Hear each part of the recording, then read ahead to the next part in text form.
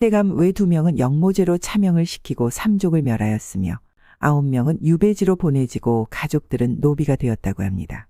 김선비는 2년에 걸쳐 영모 관련 일을 마무리하게 되었습니다. 김선비는 그러하였습니다. 뼈대 깊은 사대부 집에서 태어나 집안에서 정해준 여인과 과거급제를 하면 바로 혼인하기로 되어 있었던 거죠. 그런데 연분이를 만나 연모하는 마음과 신비한 황홀감까지 알게 된 이후 그 누구하고도 혼인하고 싶지 않았답니다. 그리하여 아버지께 말씀드리니 평민인 여인과 혼인은 있을 수 없다며 호통을 치셨죠. 김선비는 연분이와 혼인할 수 있는 방법을 찾기 위해 고심하고 있었습니다. 그런데 동무들과 함께 있는 자리에서 한 동무가 말하였답니다. 자네들 그 얘기 들었는가? 지금 조정이 발칵 뒤집어졌다네? 무슨 일이 있나? 아, 글쎄. 영모를 꾀하려는 무리가 있다고 하는데 누구인지 밝혀내지 못하고 있다네? 그게 정말인가? 김선비는 이것이다 싶어 아버지를 찾아갔습니다. 아버지, 제가 영모자들을 밝혀내면 연분이와 혼인을 허락해 주세요. 아니, 내가 그 일을 어떻게 알았느냐? 저도 그 정도는 알 수 있는 나이지요. 아버지는 한참을 생각을 하셨습니다. 조정에서는 서로 의심하는 눈초리만 깊어갈 뿐 누구도 이 일을 해결하겠다고 나서는 사람들이 없었으니까요. 자신조차 심증은 있지만 증거를 찾기가 너무 힘이 들었던 거죠. 그런데 아들이 하겠다고 하니 놀라지 않을 수가 없었습니다. 아들의 성품으로 본다면 한 번 말한 것은 지키는 아들이라는 것을 알기에 한편으로 걱정도 되었답니다. 그래, 좋다. 내가 할 수 있다면 해보거라. 이 일이 해결이 되면 연분이와 혼인할 수 있게 허락을 하겠으니. 아버지, 감사합니다. 연분이라는 아이가 그리 좋더냐? 저를 새로 태어나게 해준 사람입니다. 생각이 바뀌니 이 일도 해결할 수 있는 방법을 찾을 수 있었던 거죠. 이렇게 하여 연분이의 혼인을 허락받았던 거였죠. 상견례하는 날 꽃가마에서 아장아장 걸어 나오는 아이를 아들이 안고 꽃가마에서 여인이 내렸는데 젖먹이 아기를 안고 내리는 것이 아니겠어요. 그리고 한 분은 사돈 어른 같았지만 나이가 젊어 보였답니다. 김대감과 부인은 넋을 놓고 마당에서 보고 있었죠. 그런데 아들이 아는 아이를 보니 아들하고 똑같이 생긴 것이 아니겠어요. 김대감과 부인은 그제야 손주라는 것을 알고는 밝게 웃으며 맞이하였습니다. 아들아, 그 바쁜 와중에 열심히 살았구나. 김대감의 집안은 손이 귀한 집안인데 이렇게 손주가 둘이나 생겼으니 집안 경사가 아니겠습니까? 이런 모습을 지켜보고 있던 연분이 어머니가 연분이한테 조용히 말했습니다. 우리 딸 장어다. 이런 집안의 외동아들과 혼인할 수 있는 것은 우리 딸의 능력이구먼. 그러니 누구한테도 귀 죽지 말고 살아라. 알았지? 엄니, 나는 엄니랑 장사하며 살 거구먼. 그래서 우리 집 옆집 이사한다고 해서 그 집 샀어라. 뭐여? 사위랑은 얘기한 거요? 그라제, 서방님이 들어와서 산다고 했어라. 아이고, 우리 딸이 최고구먼. 행복한 가정을 뜻하는 군가수복이란 한자 성어가 있습니다. 군자다운 집안이라야 행복한 가정이라는 뜻으로 세상을 살면서 가장 큰 가치를 가정의 행복에 둔다면 그 외 나머지 가치는 저절로 따라오기 마련이라는 뜻으로 쓰이고 있습니다. 옛날 어느 마을에 애를 못 낳아 소방 맞은 옹순이가 살았습니다. 옹순이는 봉길이하고 혼인하여 시어머니를 모시고 살았는데 혼인한 지 5년이 넘었는데도 애가 생기지 않았답니다. 그래서 시어머니가 밭이 없는 것 같다며 며느리를 쫓아내었죠. 옹순이는 억울했답니다. 씨가 없는지, 밭이 없는지, 어찌 알고 나를 아무것도 없이 내쫓은 것이요.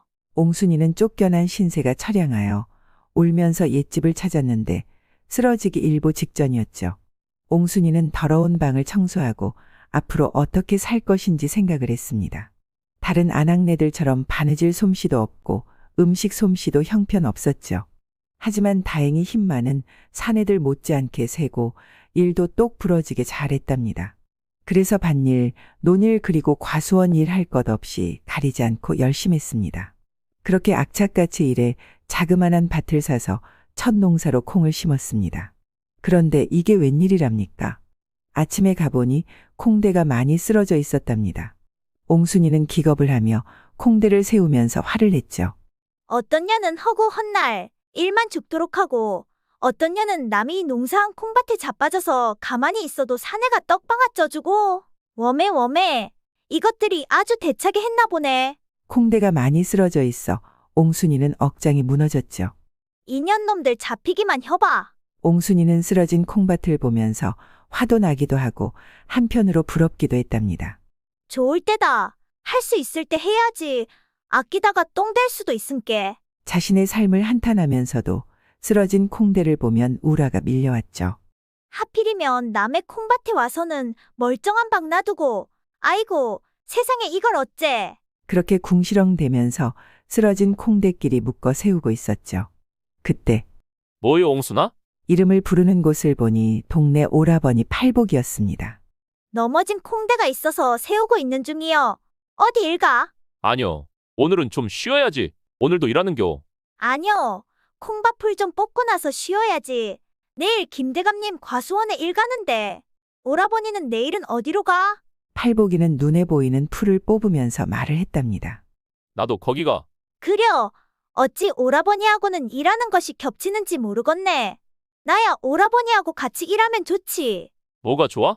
팔복이는 기대에 찬 표정으로 옹순이 말을 기다리며 풀을 뽑고 있었습니다. 귀를 쫑긋하고 말입니다. 친 오라버니는 아니지만 가만히 생각해보면 내가 힘들 때 오라버니가 항상 옆에서 도와줬지.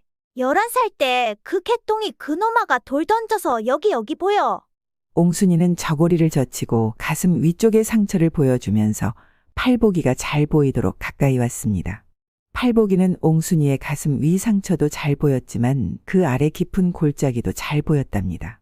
팔복이 아랫도리에 불끈 힘이 들어갔고 식은 땀을 흘리고 있었죠. 옹순이는 자신이 무슨 짓을 했는지도 모르고 나불나불 말을 이어갔습니다. 그때 오라버니가 그놈아 멱살 잡고 업어치게 했자녀.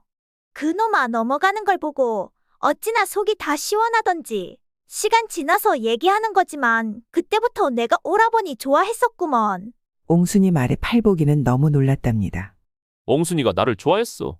난 그것도 모르고 딴 사내한테 시집 가는 걸 지켜보고 있었네. 내가 바보이었구먼.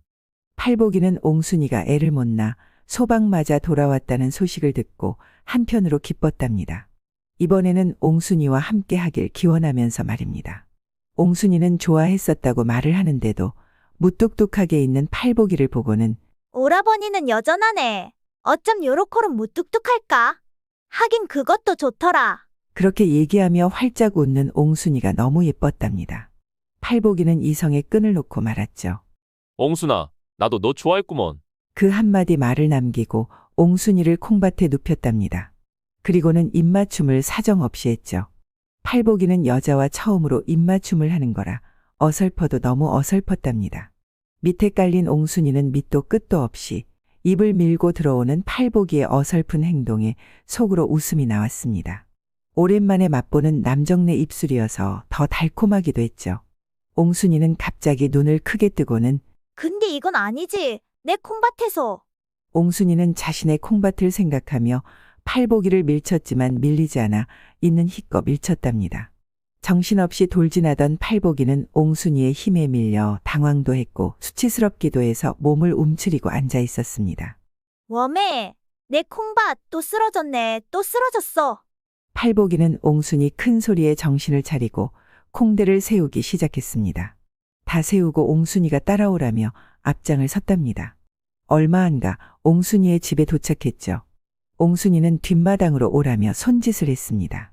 옹순이네 집은 뒷마당이 방보다 좋았답니다. 대나무 숲으로 우거진 집 뒤에 작지만 혼자 쓰기는 충분한 우물이 있었으니까요. 여름밤에 시원하게 목욕하기 좋은 장소였죠. 오라버니 땀 흘리는 거 봐. 내가 시원하게 등목해줄게. 팔복이는 위옷을 벗고 엎드렸답니다. 옹순이는 시원하게 팔복이 등에 물을 붓고 손으로 빡빡 문질러 씻어주는 것이 아니겠어요. 팔복이는 설레기도 했고 몸이 뜨거워지기도 했답니다. 아무리 옹순이가 차가운 물을 뿌려대도 그 열은 식을 줄을 몰랐죠. 옹순이가 마지막 물을 뿌려 주었는데 글쎄 손이 미끄러워져 물이 팔복이 엉덩이에 쏟아졌답니다. 팔복이는 자신의 우뚝 솟은 물건을 들킬까봐 옹순이를 보지도 못하고 서서 두 손을 공손하게 앞으로 모으고 있었습니다. 오라버니, 마저 시원하게 씻고 뒷문으로 들어가. 이불 옷 있는지 볼게. 팔복이는 다 벗고 차가운 물을 몸에 부으니 달아올랐던 물건은 진정이 되었답니다. 팔복이는 자신의 옷을 빨래줄에 널어놓고 뒷문을 통해 방으로 들어갔죠. 방에는 이불이 깔려져 있어 이불로 아래를 가리고 앉아 있었습니다.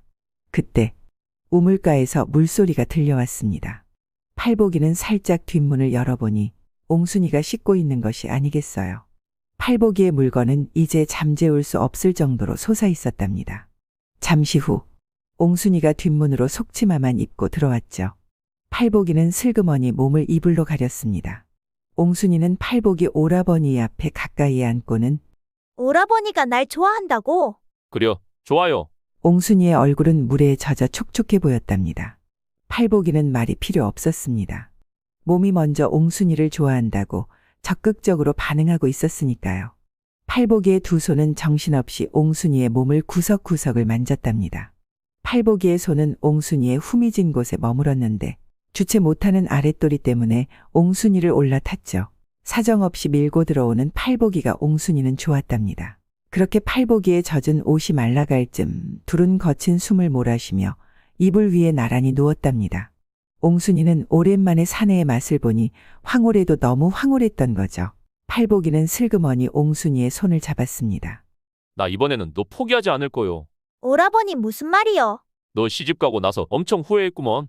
옹순이는 벌떡 일어나 팔복이한테 말을 했습니다. 내가 애를 못 낳아서 소방 맞은 줄 알고도 그런 소리 하는겨. 오라버니 어머니, 자식이면 꾹꾹 죽는 분인걸. 내가 뻔히 아는디. 애 못 낳아. 소방 맞은 나를 며느리로 받아주겠구먼. 다시는 애 못 난다고 구박받으면서 난 못 살아. 옹순이는 울었답니다. 나도 아기 갖고 싶었구먼. 좋다는 한약은 다 찾아 먹고 저기 누구여? 애 10명 난 아줌내 속옷도 입기도 하고 절에 가 빌어도 보고 매일 밤 달 보고 지성도 드렸는디 소용없었구먼. 팔복이는 울고 있는 옹순이를 보니 가슴이 더 찢어지는 것 같았죠. 하지만 옹순이가 포기가 되지 않았답니다. 애가 없어도 될 만큼. 옹순아, 난 애 없어도 괜찮어. 나는 너하고 재미지게 살면 좋을 것 같은디. 팔복이 말이 옹순이 마음에 포근하게 내려앉았습니다. 하지만 한 번 다친 마음, 두 번 다치면 더 이상 살아갈 힘마저 없어질까봐 옹순이의 마음도 모르고 팔복이는 옹순이의 마음을 뒤흔들고 있었습니다. 오라버니 내일 일하려면 빨리 자야 하니. 쉰소리 그만하고 내일 보자고. 옹순이는 팔복이 옷을 잘 접어 방에 넣어주고는 푸른 하늘을 쳐다보고 있었죠.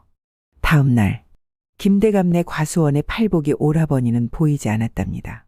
그리고 그 다음 날에도 팔복이 오라버니는 보이지 않았습니다. 옹순이는 팔복이 오라버니가 걱정이 되어 집에 가보았답니다. 그런데 이게 웬일이랍니까? 어떤 계집하고 장난을 치며 마루에 앉아 웃고 있는 것이 아니겠어요. 그리고는 같이 방으로 들어갔답니다. 그 모습을 본 옹순이는 눈물이 앞을 가려 어디로 가는 줄도 모르고 무작정 걸었습니다. 얼마나 걸었을까? 옹순이는 고을 끝 정자나무까지 걸어갔던 거죠.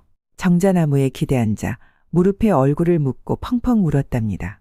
이 모습을 지켜보는 사람이 있었는데 팔복이었죠. 팔복이는 가까이 가지도 못하고 숨어서 마음만 애태우고 있었습니다. 사촌 누이가 알려준 그대로 하고는 있지만 자신이 더 죽을 것만 같았답니다. 울고 있는 옹순이를 보고 달려가고 싶었지만 선뜻 나설 수가 없었죠. 또 받아주지 않을까 봐서요. 해는 저물고 추적추적 비까지 내리고 있었습니다. 옹순이는 꼼짝도 하지 않고 오는 비를 다 맞고 있는 것이 아니겠어요. 팔복이는 순간 겁이 났답니다.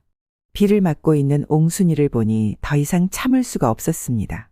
옹순아, 비가 오면 피해야지. 미련하게 비를 다 맞고 있어. 감기 걸리면 어떻게 하려고? 오라버니가 나를 떠나면 이제 살아갈 이유가 없구먼. 그렇게 말하고는 기절을 했답니다. 팔복이는 자신이 옹순이한테 무슨 짓을 했는지 이제 알 것 같았습니다. 팔복이는 옹순이를 안고 의원 집으로 정신없이 뛰었답니다. 의원은 옹순이 진맥을 보더니 팔복이한테 말했죠. 부인이 이 지경이 될 때까지 무엇을 한 거요? 그리고 화병이 있구먼 편하게 해주시구려. 얼마나 시간이 지났을까? 옹순이는 의식이 돌아왔답니다. 옹순아, 나 알아보겠어. 내가 다 잘못했구먼. 나 옹순이 옆에 있으면 안 될까? 옹순이는 팔복이 귀에 대고는 조용히 얘기했답니다. 오라버니 조용히 해봐. 일단 확인할 것이 있구먼. 확인? 아까 그녀는 누구요? 아주 둘이 활짝 웃으면서 방으로 들어가대. 팔복이는 눈을 동그랗게 뜨고 따지는 옹순이를 보고 안심이 되었답니다. 그리고 활짝 웃으면서 말을 했죠. 우리 사촌 누이여. 그렇게 하면 내가 넘어온다고 했구먼. 옹순이는 큰 결심을 하고 팔복이한테 물어보았습니다. 오라버니, 나 배신하지 않고 평생 살 수 있겠는가? 당연하지. 내가 너를 좋아한 지가 한 30년은 넘었는디. 뭐요? 꼬맹이 때부터 나를 좋아한 거요. 너 정신 차린 것 같구먼. 일단 집으로 가자. 옹순이를 들쳐업고 집으로 갔습니다. 그리고는 옹순이를 이불에 눕히고 꼼짝도 못하게 했죠. 그리고 몸에 좋은 음식을 만들어 먹였답니다. 옹순이 어서 먹고 기운 차려야지. 응, 오라버니. 어쩌 기운이 나남? 좀 더 먹어야 할 것 같아. 그려. 천천히 빨리 먹어. 팔복이는 아픈 옹순이를 보고 염치 없이 아랫도리가 들썩여서 이놈을 때려줄 수도 없고 참 난감했죠. 이틀이 지난 밤, 팔복이는 옹순이를 급하게 찾았습니다. 오라버니, 무슨 일 있는가? 너 들어와봐. 팔복이는 옹순이 손을 잡고 방으로 들어갔습니다. 팔복이는 불끈불끈 솟는 물건을 참으라고만 할 수 없었던 거죠. 아랫도리에서 난리난 물건을 꺼내 옹순이를 올라탔습니다.